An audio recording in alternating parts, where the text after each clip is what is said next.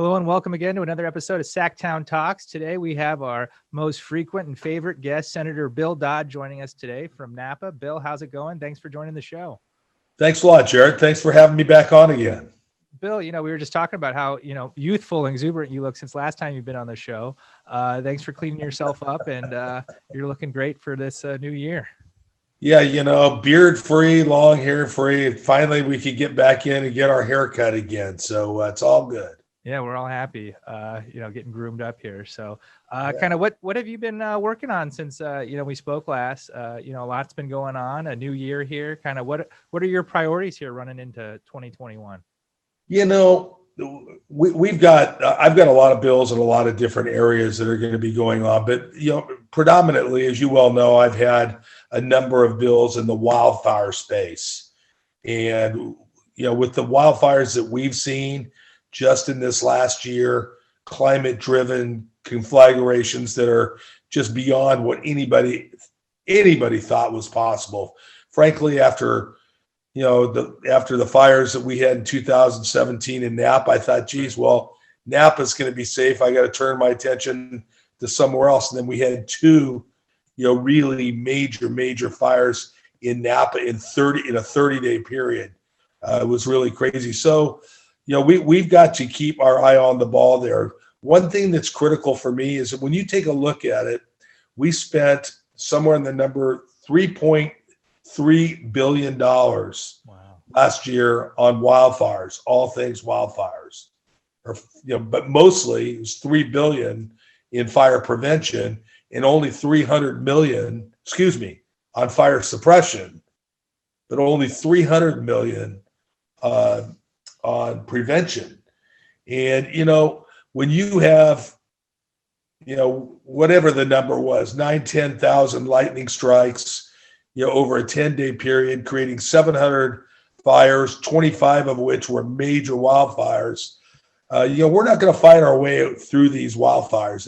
I just think that it's, that's a bridge too far. So, a lot in the area of trying to push our budget, and I'm really appreciative of the governor's budget, which gives way more money to prevention than we've ever had before. I think it's critically important that we get money, particularly locally, into these Firewise councils. People locally know where the biggest problems they are. They have fire departments on the ground. People know and understand where the dangers are. But at the same time, we know that we have lots of problems, in our hinterlands, if you will, up in the Sierras with, 1 million dead and dying trees that we have up there. We've just got a lot of work to do. We've got to spend a lot of money in that area. And it also means, that we've got to be able to do control burns, prescribed burns. And we've got to get with our air boards and other agencies to start cooperating. We've already had problems between air boards, Fish and Wildlife. That's just not going to make it if we're going to become a more fire resilient state. We've got to get on board with, really the one thing that besides COVID that we can take away from 2020 is it was a horrible wildfire season. No, you're right. And when we were stuck at home, and then we couldn't go outside because the air was so bad. I'd never seen the air so bad this summer. And to think that, as you said, I thought we had all the wildfires we could have had these past few years. And here in 2020, we had more. So, I don't know in 2021 what we have, but suppression. So you did ask me a question like what bills, I've got SB 109, which creates the Office of Wildfire Technology and Research.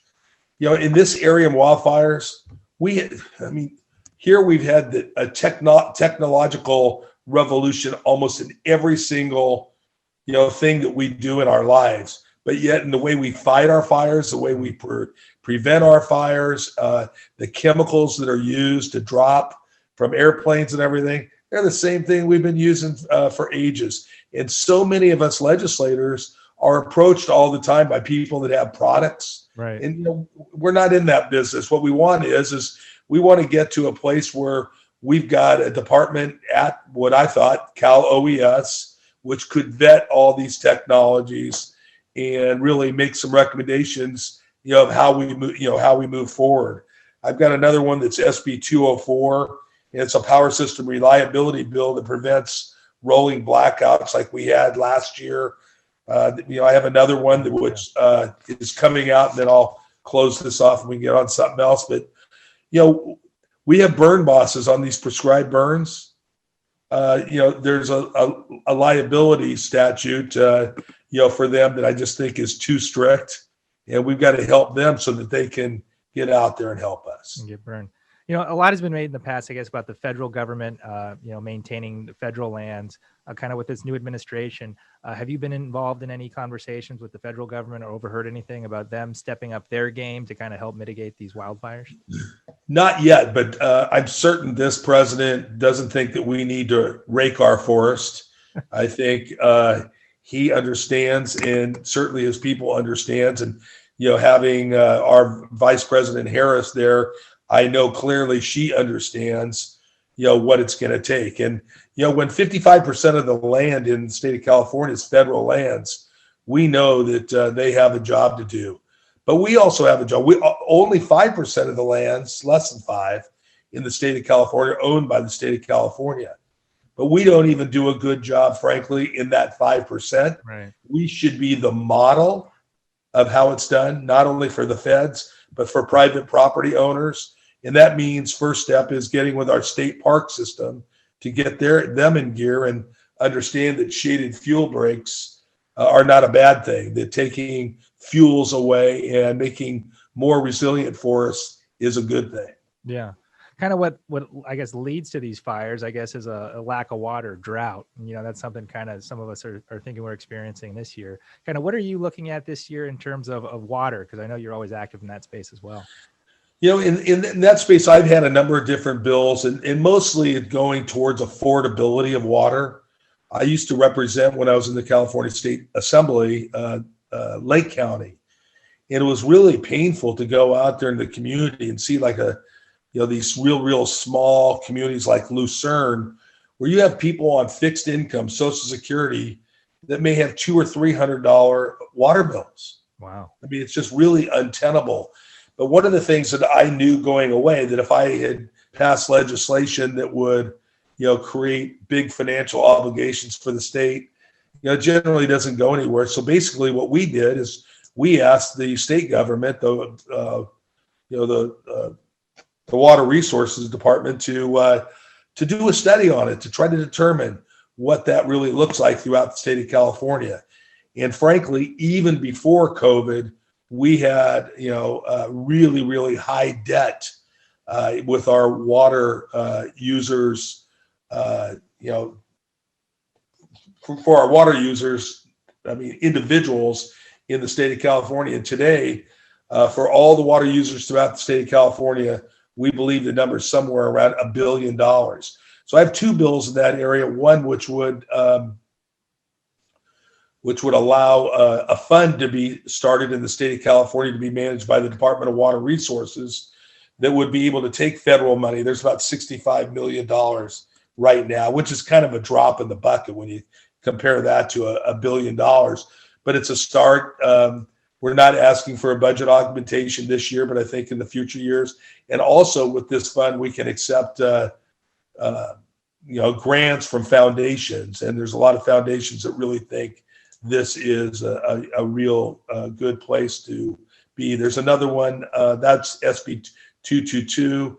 And in SB 223, it kind of builds on a bill that I had last year that prevents shutoffs from the water companies of customers who are delinquent unless, they've done, certain things, like offered them a payment plan and really made sure that they weren't, senior citizens, fixed income, pregnant moms with or moms with baby infants, and things like that, because water is a human right here in the state of California. That was established by Governor Brown, and I'm just intent on making sure that people like that don't fall through the cracks.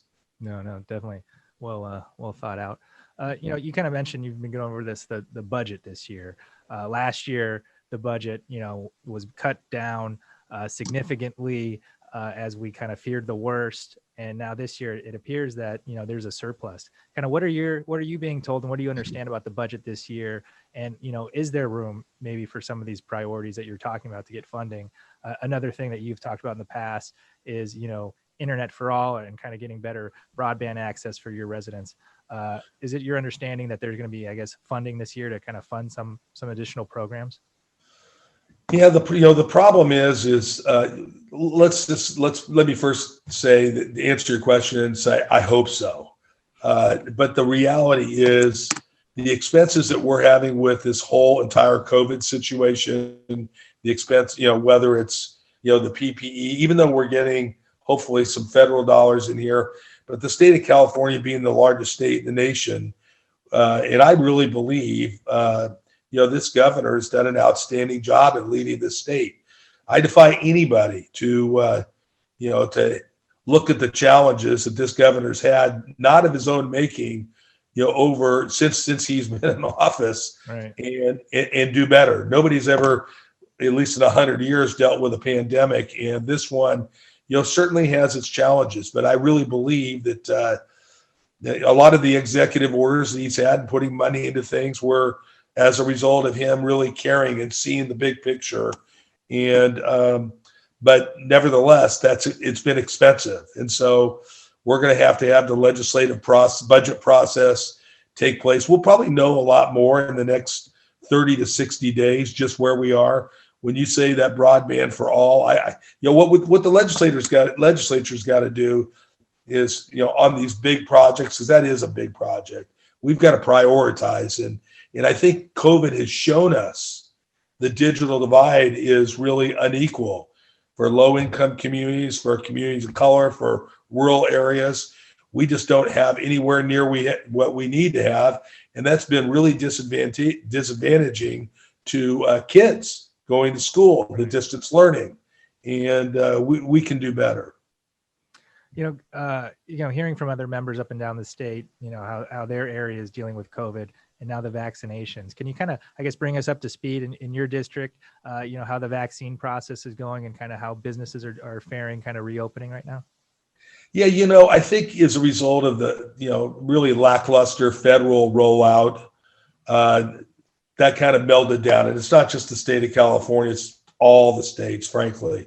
But in the last 3 weeks, the state of California has gone almost from 50th out of 50 states in terms of shots in the arms down into the high 20s. And I know the governor and all of us and all of you, anybody that's listening, would like to see us in the top 5 where we rightfully should be.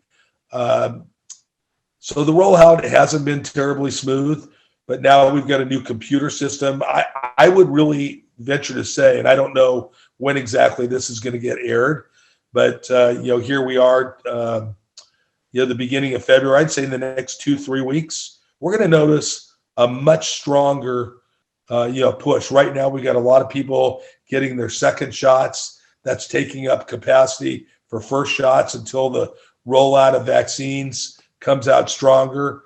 And it's been, each county has been a little bit different. I have 6 counties, and some are performing better than others.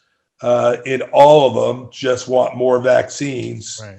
And they all think that they should get all the vaccines so they can be done before anybody else. Right.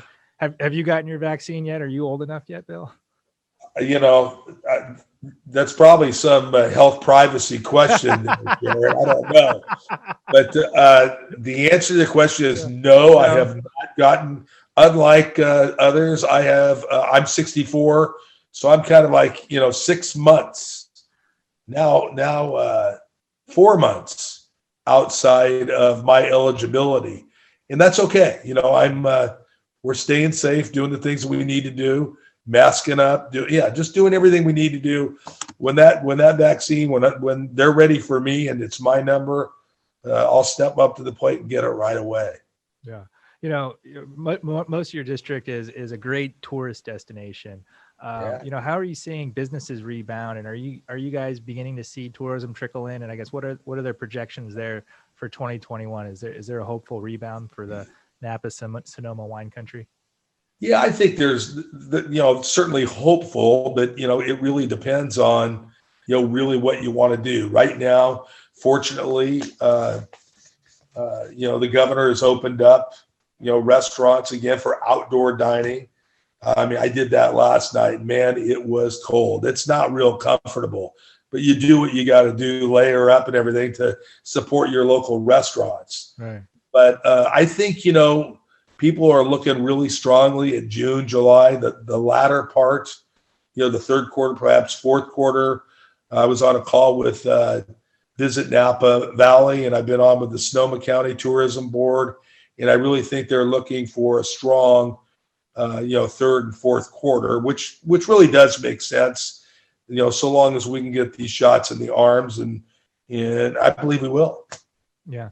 One thing, big news that you guys accomplished this week was the eviction moratorium. Can you kind of talk about how important that was in your district and kind of the state of rental housing in your district? Yeah, I think it was really important. I know we had a lot of landlords who were really, pushing hard and upset about the fact that, particularly small landlords that only have one or two properties, that's their retirement. And I was really appreciative of our budget teams and the governor's budget staff for, putting money in there and giving some incentives for landlords to be able to, work through that and be able to get money, but protect their tenants as well. So I think it was probably as good as we were ever going to do, and when you stop and consider, we did it pretty quick. I think that bodes well. So that'll be in effect until I think it's June 30th. Yeah. I guess last year, the session was cut short. Legislators were forced to, I guess, carry less bills. Are you anticipating carrying a lighter load this year, or are you looking to put forth, I guess, more legislation than you did in the past? And I'm changing my view because the sun's coming in now. Oh, it's beautiful now. So, that's a real good question. We are going to go with a robust bill package that we think is important for the state of California, whether we're in COVID or not. But at the end of the day, it'll be the committee chairs that will, look at that in light of the fact that, because we're still doing COVID protocols for committee hearings, we're not allowed to have committee hearings and, 4 or 5 going on at once like we, normally do every single day. It's maybe 1 or 2.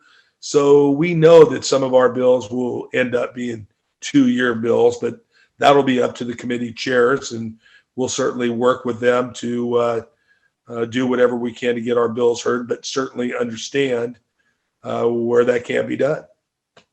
And I guess kind of what is it like being in session right now? I guess, have you met all the new senators? Are you able to talk with people? Or are you guys still pretty isolated and distant? We are very isolated and distant in the sessions that we've had. I will, give it up for Pro Tem Tony Atkins and our State Senate Secretary. They've just done a fabulous job. Our whole staff in the Senate has done an amazing job separating everybody.